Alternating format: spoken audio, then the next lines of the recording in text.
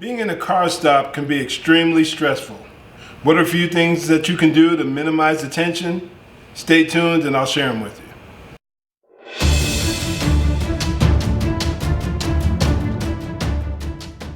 Hey folks, Eric Mulder here with Code Red Conversations. Thanks for joining me today. Make sure you hit the like and subscribe button and share my content. I think it'll be very helpful to you and to anyone that you share it with. A vehicle stop or a car stop can be one of the most stressful events for anyone, whether it's the officer or the civilian that's pulled over. Especially in today's climate, where you hear so many crazy things take place, where sometimes the civilian may get shot unnecessarily. The stats show that a vehicle stop is one of the most dangerous events for a police officer. So there are a few things that they go through in order to minimize the risk for them and also for the individual who's been pulled over. In this video, I'm going to be going over a few tips, a few pointers that will help you know exactly what to do and what not to do if you ever find yourself pulled over by the police.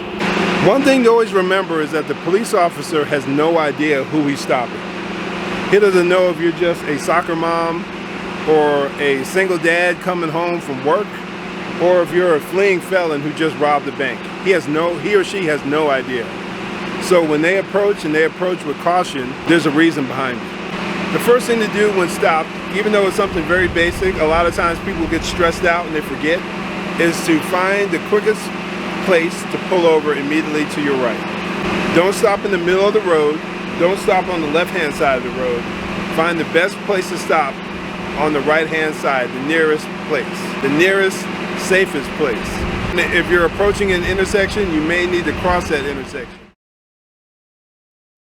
After you've pulled over safely, the first thing you want to do is keep your hands visible. The best place to put them is directly on the steering wheel. One thing that you definitely don't want to do is to make any unnecessary quick or sudden movements. Once again, the officer is unaware of who you are or what you have in your vehicle. Your best bet is to wait until they request the documentation that they need. Then you can reach for it. Hello ma'am, I'm Officer Mulder with the Las Vegas Metropolitan Police Department. The reason why I pulled you over was because you ran that red light. Was there any reason for that? No sir, I didn't even know I ran the red light. Okay, no problem. Do you have your driver's license, your registration, proof of insurance? Yes sir, it's under my glove compartment. Okay, could you please get that for me?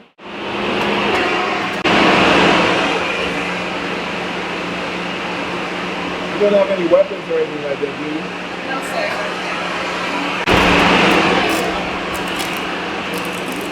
So as the officer goes back to his vehicle, typically he'll run your vehicle plate to find out who you are, whether the vehicle is a stolen vehicle, whether you're the registered owner, whether it is registered or not. So just maintain your composure in the car. And also he'll typically have your driver's license and your proof of insurance. He wants to make sure that you are who you say that you are and that all of your necessary data, your insurance, your registration are all up to date. And the fact that you're dealing with computers, it could take a little while, but typically it won't take too long. One thing that I constantly stress, or that I regularly stress, is compliance. Comply, comply, comply. I say it all the time because so many times when we see different police contacts that go awry, that go wrong, oftentimes, not in every case, but oftentimes, the individual, the citizen, makes a poor decision to run or to become combative, or whatever the case may be. Your best bet would be just to do what the officer tells you. Even if you feel as if, and I've said this many times before, and I will always preach this, even if you feel as if the officer has violated your rights and has done wrong, your best bet would be to comply and do what he says, and carry on another day, file your complaint with the local internal affairs agency for that police department, get the officer's name, his information to the best of your ability. If he does write you a citation or a ticket, typically his name and his police number will be on that. So carry on to fight another day, quote unquote fight another day, or place your argument or make your complaint another day. Now is not necessarily the time to get into a big argument, a big tussle with the officer. Bad idea. So once the officer is done running your information, there you go, man. Make sure you pay attention, okay? I noticed that one of your tail lights are out, so make sure you get that taken care of. So just drive safely, okay? And I'm just giving you a verbal warning. Just make sure you're paying attention. I see you have a good driving record. I don't want to jack up your history, all right?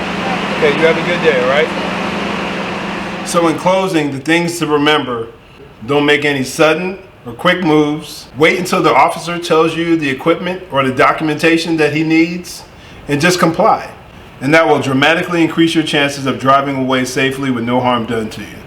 If you have any questions or comments, put them down below. Make sure you hit that like and subscribe button. And once again, be sure to share my content. In the meantime, stay safe, God bless, and make sure you join the conversation.